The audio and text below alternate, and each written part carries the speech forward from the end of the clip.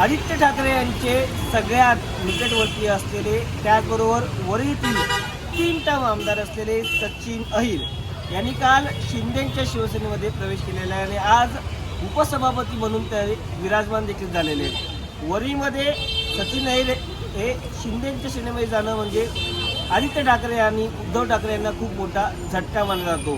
कारण वरीमधलं अर्ध्याहून जास्त संघटन हे सचिन अहिर यांच्यासोबत असल्याचं बोललं जातं आहे. कालच अनेक ज्या बैठका देखील शिवसेनेच्या पार पडल्या ठाकरेंच्या, आणि आज देखील अनेक जे शिवसैनिक आहेत ते देखील बैठका घेते. खरंच वरीमध्ये आपण पाहायला गेलं तर 2029ला देखील आदित्य ठाकरे विरुद्ध सचिन अहिर अशी देखील लढत होण्याची शक्यता आहे. आपल्यासोबत काही ज्येष्ठ नागरिक आहेत. आपण सध्या वरी येथील डिलाईट रोड इथे आहोत आणि आपण या ज्येष्ठ नागरिकांची संवाद साधूया.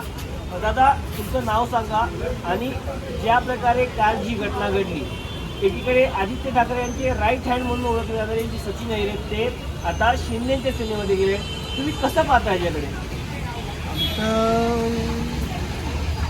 सचिन अहिर जाण्याने उबाटा शिवसेनेला काही तसा फरक पडेल असं आम्हाला वाटत नाही. कारण जोपर्यंत जनता उद्धव साहेबांची आहे, उद्धव साहेबांच्या बरोबर जनता आहे, तोपर्यंत किती आले आणि किती गेले तरी उबाटा शिवसेनेला काही फरक पडणार नाही असं आमचं प्रामाणिक मत आहे. जे आले होते तेही उचलेच होते, त्यांना कुठे थारा नव्हता, म्हणून ते उबाटा गटात आले. उबाटा गटात 4 वर्ष त्यांनी आपली पोळी भाजून घेतली आणि जिथे त्यांचं काय जमेना म्हणून ते आता शिंदे गटात गेलेले आहे. त्यांना किती कोटीचा सौदा झाला हे आम्हाला काही माहिती नाही. पण आदित्य ठाकरे हे जे काल आदित्य ठाकरेंना काही फरक पडणार नाही. आदित्य ठाकरे काल म्हणते होते की जेव्हा सचिन अहिर आले तेव्हा त्यांना सगळं दिलं, आमदारकी दिली, विधान परिषदेची, कामगार सेनेचं संरक्षण पण दिलं, तरी देखील ते दिलं. त्यांचा स्वभावच तसा आहे ना, भटका. ते कुठल्या एका पक्षात स्थिर झालेले नाही. एका पक्षात तरी स्थिर झाले का? आजपर्यंत किती पक्ष बदलले त्यांनी, मग ते उबाटात कसे राहतील? उबाटात कसे राहतील? ते उबाटा पक्षात राहू शकत नाही ना, कारण मार्केट एवढं त्यांनी हे केलेलं आहे. आता 6 खासदार गेले समजा, हा कोट्याचा हिसाब झाला ना. आज या शिंदे गटाजवळ तळागाळातली जनता आहे, त्यांच्याबद्दल काय प्रश्न आहेत का? त्यांचं बेरोजगारी आहे, महागाई आहे. आज विधान भवनात सुद्धा अधिवेशन चालू आहे, मग महागाईच्या प्रश्नावरती कोण शब्द बोलतो आहे का? भिकारीच्या शब्दावरती कोण बोलतो आहे का प्रश्नावरती? हे प्रश्न घेऊन का नाही शिंदे गट चालत? हा, तळागाळातल्या लोकांना तुम्ही प्राधान्य द्यायला पाहिजे म्हणता ना, मग कसं काय चालणार? लोकांना आज महागाई किती झाली, सिलेंडरचा भाव किती झाला, हा? हो, आपण अजून रातोरात IT फॅक्टऱ्या बंद होत आहे. त्याला जबाबदार कोण आहे? 4-4 महिने लोकांना, पुण्याची एक कंपनी 4 महिने लोकांना पगार झाला नाही, रातोरात बंद पडली. त्याला जबाबदार काय? ह्या लोकांना, ह्याला सरकार जबाबदार नाही का?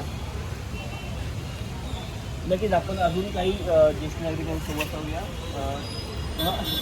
दादा, काय सांगाल ज्या प्रकारे सचिन अहिर यांनी पक्ष सोडला, आता जवळपास 2029ला असं देखील बोललं जाते की ते आदित्य ठाकरे उभे राहतील. तुम्ही वरळीकर आहात, तुम्ही या परिसरामध्ये जवळपास तुमचं अख्खं आयुष्य काढले, शिवसेनेला वार्ताला देखील तुम्ही पाहिले, कसं पाहता याकडे? कारण आता जी काळ आहे तो शिवसेनेचा हा सध्या संघर्षाचा काळ आहे. सचिन अहिर सुरुवातीला राष्ट्रवादी काँग्रेसमध्ये काम करत होतं. तिथे प्रत्येक राष्ट्रवादीने त्यांना मोठे केलं. मुंबई शहराचे ते प्रमुख होते. तिथलं त्यांना आशा त्याची वाढली आणि पुन्हा संजय ठाकरे गटामध्ये आले. ठाकरे गटामध्ये आल्यानंतर त्या ठाकरे गटाने काय त्यांना कमी केलं? त्यांना आमदारकी दिली, सगळं केलं आणि आज ते एवढ्या पदावर मोठं ठेवून सुद्धा आणखी मोठ्या पदावरची जी अपेक्षा त्याची वाढत गेली ते आताच एका आमच्या कार्यकर्त्यांनी सांगितल्याप्रमाणे ते एका जागेवर स्थिर कधी राहत नाही. त्यांच्या अपेक्षा वाढत राहिलेल्या आहेत आणि ते वाढत्या अपेक्षेप्रमाणे ते आता शिंदे गटात गेलेले आहे. मला वाटत नाही जरी वरळी गटामध्ये आदित्य ठाकरे काम करतात, त्यांनी उत्तम प्रकारे काम केलेलं आहे. जनता त्याच्या बरोबर आहे. मला वाटत नाही उभाटा गटामध्ये उभाटासाठी याचं काही फरक पडेल, काही कमी होईल. जनता उभाटापक्षात साथ देईल.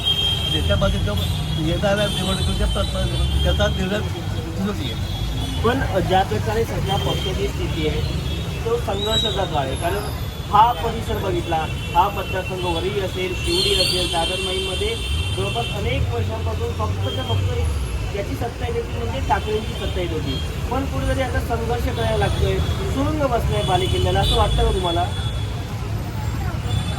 लक्षात नाही आलं, माझ्या लक्षात प्रश्न लक्षात नाही. माझा असा प्रश्न आहे की हा जो बालेकिल्ला आहे तो शिवसेनेचा आहे, पण आता कुठेतरी सुरुंग बसतोय, अनेक लोक सोडून जात आहेत. त्याच्यामध्ये काय चुकलंय? ठाकरे गटाचं काय चुकलं याच्यामध्ये? हां, समोरच्या माणसाला अभिषेक दिले जात आहे, अभिजवळ खोके मिळत आहेत, पैशाच्या अभिषेक दिली जात आहेत आणि त्या अभिषेकापुढे लोक पुढे जात आहेत, सोडून जात आहेत. तुम्हाला काय वाटतं की सचिन अहिरांनी केलेलं बरोबर आहे का नाही? पण मुळीच चुकीचं नाही, चुकीचं सगळं केलेलं आहे. तेव्हा राष्ट्रवादीत आले तेव्हा चुकीचं केली होती, ते आता ठाकरे गटाकडून जर जात आहेत हे मी चूक आहे. एवढं मोठं तुम्हाला वाढवून सुद्धा जर तुम्ही त्या पक्षाची लाज दाखवत नाही आहे तर तुम्ही जनता त्याला योग्य त्याला तो उत्तर देईल. तुम्हाला एक संशय होतं आदित्य ठाकरे यांना काय समजेल त्यात, कारण ते तुमचे स्थानिक आमदार आहात. कारण असं देखील बोललं जातं की त्यांना पुढची जी निवडणूक आहे ती खूप जड जाईल. जनता त्याच्या बरोबर आहे, उभाटा बरोबर आहे, तर जड जाईल असं मला वाटत नाही.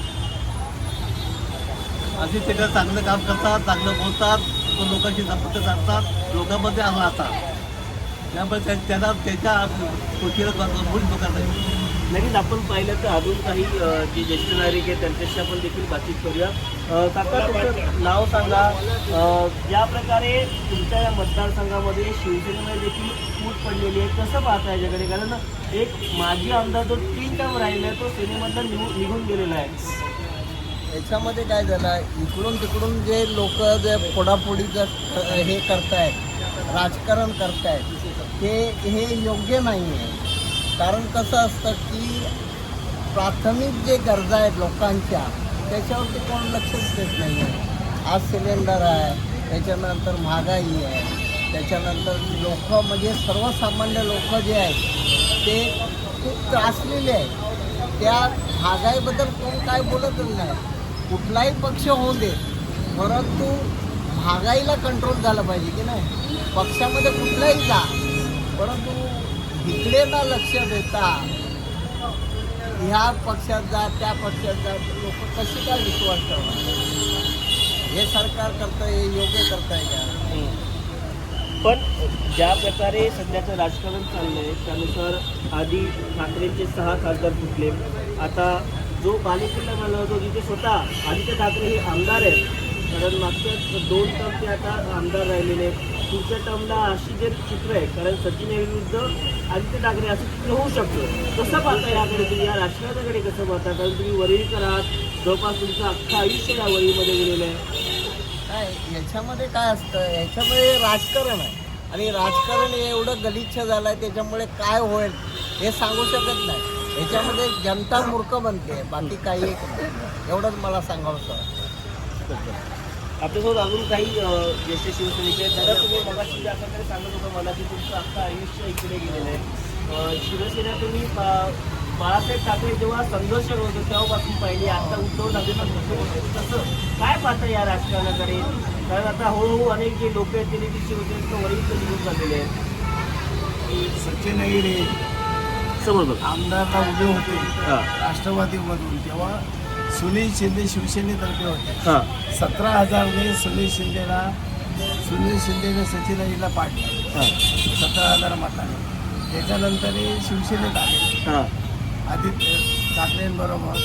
पण तसं त्यांचं इथे काय वजन नाही.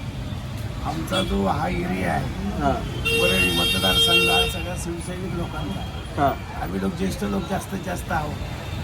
मला वाटतं 50% ज्येष्ठ लोक आहेत, 50 वर्षाच्या वरची. त्यामुळे इथे काही फरक नाही पडत. नगरसेवक आमचे 7 पैकी 6 सेनेचे आहेत, 6 सेनेचे. त्यामुळे तसं काही फरक नाही. नक्कीच.